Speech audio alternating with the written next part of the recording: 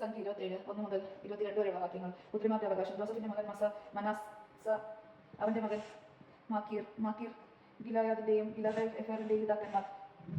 ഹെഫേറിന്റെ മകൻ സെലോഫാദ്, അവന്റെ പുത്രിമാരായ മെഹ്ല, നോവ, ഹെബ്ല, മിൽക്ക, തിൽസ്ക എന്നിവർ മുന്നോട്ട് വന്നു. അവർ സമാഗമന കൂടാരത്തിൽ മോശയുടെ പുരോഹിതൻ എലിയാസറിന്റെയും ജനപ്രമാണികളുടെയും സമൂഹം മുഴുവന്റെ മുമ്പിൽ നിന്നുകൊണ്ട് പറഞ്ഞു, ഞങ്ങളുടെ പിതാവ് മരുഭൂമിയിൽ വെച്ച് മരിച്ചു. അവൻ കൊറാഫിനോട് കർത്താവിനെതിരായി ഒന്നിച്ചവരുടെ കൂട്ടത്തിൽ ഇല്ലായിരുന്നു. സ്വന്തം പാവ നിമിത്തമാണ് അവൻ മരിച്ചത്. അവന് പുത്രന്മാരില്ലായിരുന്നു. പുത്രനില്ലാത്തതിനാൽ തങ്ങളുടെ പിതാവിന്റെ നാമം ഇസ്രായേൽ നിർമൂലമായി പോകുന്നതിന് അവന്റെ സഹോദരന്മാരുടെ ഇടയിൽ ഞങ്ങൾക്ക് അവകാശം നൽകുക. മോശ അവരുടെ കാര്യം കർത്താവിന്റെ സന്നിധിയിൽ ഉണർത്തിച്ചു. കർത്താവ് മോശയോട് അരുളി ചെയ്തു, സെലോഫാദിന്റെ പുത്രിമാർ പറയുന്നത് ശരിയാണ്. അവരുടെ വൃദ്ധ സഹോദരന്മാരുടെ ഇടയിൽ ഓഹരി അവർക്കും നൽകണം. അങ്ങനെ അവരുടെ പിതാവിന്റെ അവകാശം അവർക്ക് ലഭിക്കട്ടെ. നീ ഇസ്രായേലിനോട് ഇപ്രകാരം പറയണം, ആരെങ്കിലും പുത്രനില്ലാതെ മരിച്ചാൽ അവകാശം പുത്രിക്ക് കൊടുക്കണം. പുത്രിയും ഇല്ലെങ്കിൽ അവകാശം സഹോദരന്മാർക്ക് കൊടുക്കണം. സഹോദരന്മാരും ഇല്ലെങ്കിൽ പിതൃ സഹോദരന്മാർക്ക് കൊടുക്കണം. പിതൃ സഹോദരന്മാരില്ലെങ്കിൽ അവന്റെ അവകാശം അവന്റെ കുടുംബത്തിലെ ഏറ്റവും അടുത്ത ബന്ധുവിന് കൊടുക്കണം. കർത്താവ് മോശയ്ക്ക് നൽകിയ കൽപ്പന ഇസ്രായേൽ ജനത്തിന് നിയമവും ചട്ടവുമായിരിക്കും. ജോഷുവ മോശയുടെ പിൻഗാമി. അനന്തരം കർത്താവ് മോശയോട് അരുളി ചെയ്തു, അബാറീം മലയിൽ കയറി ഞാൻ ഇസ്രായേൽ ജനത്തിന് കൊടുത്തിരിക്കുന്ന ദേശം കാണുക. അത് കണ്ടു കഴിയുമ്പോൾ നീയും നിന്റെ സഹോദരൻ അഹ്റോനെ പോലെ പിതാക്കന്മാരോട് ചെയ്തു. സീൻ മരുഭൂമിയിൽ പ്രദേശത്തിൽ മെരീബ ജലാശയത്തിനടുത്ത് വെച്ച് ജനം കലഹമുണ്ടാക്കിയപ്പോൾ അവരുടെ മുമ്പിൽ